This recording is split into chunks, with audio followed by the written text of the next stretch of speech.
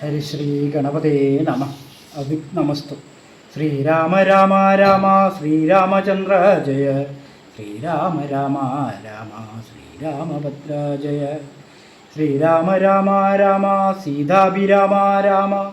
ശ്രീരാമ രാമ രാമ ലോകാഭിരാമ ജയ. ശ്രീരാമ രാമ രാമ രാവണാന്തക രാമ. ശ്രീരാമ മമ ഹൃദി രമതാം രാമ രാമ. കിഷ്കിന്ധാകാന്ഡം. ബാലിസുഗ്രീവയുദ്ധം. സത്യസ്വരൂപൻ ചിരിച്ചരുളിച്ചെയ്തു, സത്യമത്രേ നീ പറഞ്ഞതെടോ സഖേ.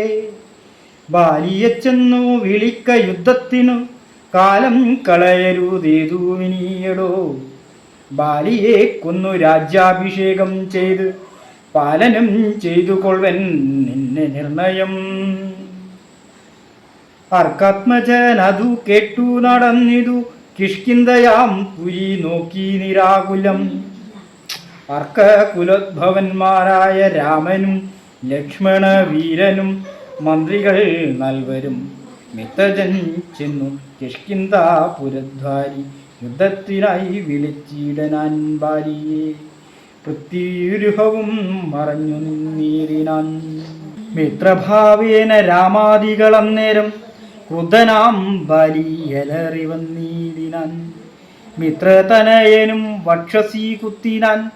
വൃത്രാരിപുത്രനും മിത്രതനയനെ 10,100 വലിച്ചു കുത്തിയിടിനാൻ. ബദ്ധരോഷേണ പരസ്പരം തമ്മിലെ യുദ്ധമതീവ ഭയങ്കരമായതു. രക്തമണിഞ്ഞേകരൂപധരന്മാരായി ശക്തി കലർന്നവരൊപ്പം പൊരുന്നേരം.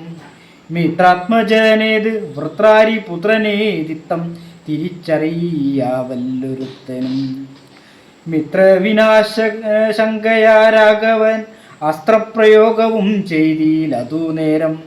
വൃത്രാരിപുത്രനു മുഷ്ടിപ്രയോഗം കൊണ്ട് രക്തവും ഛർദിച്ചു ഭീതനായോടിനാൻ. മിത്രതനയനും സത്വര മാർത്തനായി വൃത്രാരിപുത്രനും മാലയും പൊക്കിയതു. മിത്രസ്ഥനായി വന്നു മിത്രതനയനും പൃഥ്വിഹാന്തികെ നിന്നരുളിടുന്ന. മിത്രാന്വയോത്ഭുതനാകിയ രാമനോടെത്രയോ മാർത്തിയാൽ പരുഷങ്ങൾ ചൊല്ലിനാൻ. ശത്രുവിനെ കൊണ്ട് കൊല്ലിക്കയോ തവ ചിത്തത്തിലോർത്തതറിഞ്ഞീല ഞാനയ്യോ. വധ്യനെന്നാകിൽ വധിച്ചു കളഞ്ഞാലും അസ്ത്രേണമാം നിന്തിരുവടി താൻ തന്നെ. സത്യം പ്രമാണമെന്നോർത്തേനതു പുനരെത്രയും പാരം പിഴച്ചുദയാനിധി. സത്യസന്ധൻ ഭവാനെന്നു ഞാൻ ഓർത്തതും വ്യർത്ഥമത്രേ ശരണാഗത വത്സല. എല്ലാവർക്കും നമസ്കാരം. അങ്ങനെ കാത്തിരിപ്പിനൊടുവിൽ മറ്റൊരു രാമായണ മാസം കൂടി ആഗതമായിരിക്കുകയാണല്ലോ. ഈ രാമായണം എന്ന് പറയുന്നത് ലോകം മൊത്തം പ്രസിദ്ധമായ ഒരു ഗ്രന്ഥമാണല്ലോ. ഉത്തര കേരളത്തിലെ പ്രധാന അനുഷ്ഠാന കടകളിൽ ഒന്നാണല്ലോ തെയ്യം. നമ്മളുടെ ഒട്ടുമിക്ക തെയ്യങ്ങളും പുരാണ കഥകളുമായി ബന്ധമുള്ളവയാണ്. എന്നാൽ പുരാണ കഥയിലെ കഥാപാത്രങ്ങൾ തന്നെ തെയ്യമായി വരുന്നത് വളരെ അപൂർവമാണ്. ഇങ്ങനെ വരുന്നത് വളരെ വളരെ അപൂർവമാണ്. ഇത് രാമായണത്തിലെ കഥാപാത്രങ്ങളാണ് കൂടുതലായും കഥാപാത്രങ്ങൾ തെയ്യങ്ങളായി വരുന്നത്. അത് വളരെ ചില അപൂർവം ക്ഷേത്രങ്ങളിൽ മാത്രമേ കണ്ടുവരാറുള്ളൂ. അങ്ങനെ അപൂർവം ക്ഷേത്രങ്ങളിൽ ഒന്നാണ് നമ്മളുടെ കണ്ണൂരിൽ തലശ്ശേരിക്കടുത്തുള്ള ശ്രീ അണ്ടലൂർ കാവ്. ആ പേരിൽ തന്നെ ശ്രീരാമനായി ബന്ധമുണ്ട്. ശ്രീരാമന്റെ വില്ല് ആണ്ട ഊർ, അതാണ് അണ്ടലൂർ എന്ന് പരിണാമം വന്നത് എന്ന് വിശ്വസിക്കപ്പെടുന്നു. അതുകൊണ്ട് തന്നെ അവിടുത്തെ പ്രധാന ആരാധനാമൂർത്തിയായ ദൈവത്താർ ശ്രീരാമ സങ്കല്പമാണെന്നാണ് വിശ്വാസം. കൂടാതെ ഈ ദൈവത്താർ എന്ന ദൈവത്തിന്റെ കൂടെയുള്ള അംഗക്കാരൻ എന്ന തെയ്യം ലക്ഷ്മണ സങ്കല്പവും, കൂടാതെ ദൈവത്താറിന്റെ കൂടെയുള്ള മറ്റൊരു ദൈവമായ ബപ്പൂരൻ എന്ന തെയ്യം ഹനുമാൻ സങ്കല്പമാണെന്ന് വിശ്വസിക്കപ്പെടുന്നു. കൂടാതെ വളരെ അപൂർവം തെയ്യമായ സീതയും മക്കളും എന്നൊരു തെയ്യം ഈ ക്ഷേത്രത്തിലുണ്ട്.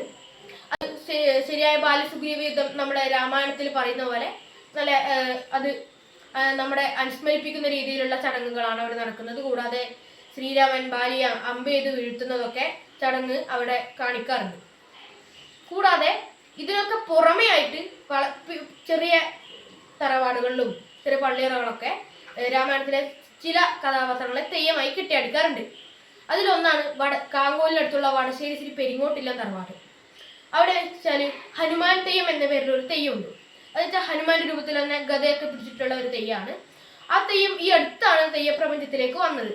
അതിന് കാരണം എന്ന് വെച്ചാൽ അവിടുത്തെ ഇല്ലത്തെ പൂർവികന്മാരുടെ ഒരു ആഗ്രഹമായിരുന്നു ഹനുമാൻ സ്വാമിയെ തെയ്യമായി കെട്ടിയടിക്കണം എന്നത്. എന്നാൽ തലമുറകളായി അത് നടത്തിവരാൻ സാധിക്കാത്തതിനാൽ അടുത്ത് ഇല്ലത്ത് അനിഷ്ടങ്ങൾ സംഭവിക്കുകയും അവർ ദേവപ്രശ്നം വെച്ച് നോക്കുകയും ചെയ്തപ്പോഴാണ് തെളിഞ്ഞത് പണ്ട് പൂർവികന്മാർ ഹനുമാനെ തെയ്യമായി കെട്ടിയടിക്കാൻ ആഗ്രഹിച്ചുവെന്നും അത് നടത്തിയാൽ മാത്രമേ ഈ പ്രശ്നം മാറുകയുള്ളൂ എന്നും. അങ്ങനെ തെയ്യപ്രേമികളെയെല്ലാം ആശ്ചര്യപ്പെടുത്തിക്കൊണ്ട് ഹനുമാൻ തെയ്യം നിലവിൽ വന്നു.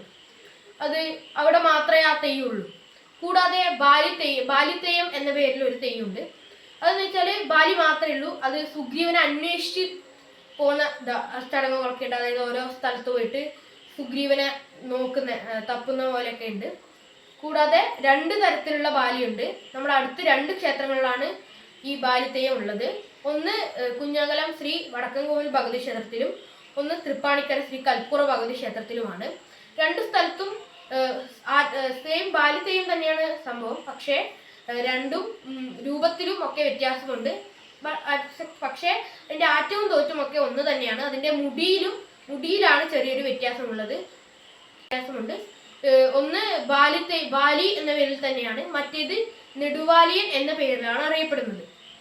ഇത്രയുമാണ് എനിക്ക് രാമായണത്തിലെ കഥാപാത്രങ്ങളെ തെയ്യങ്ങളായി കെട്ടിയടിക്കുന്നതിനെ കുറിച്ച് അറിയുന്നത്.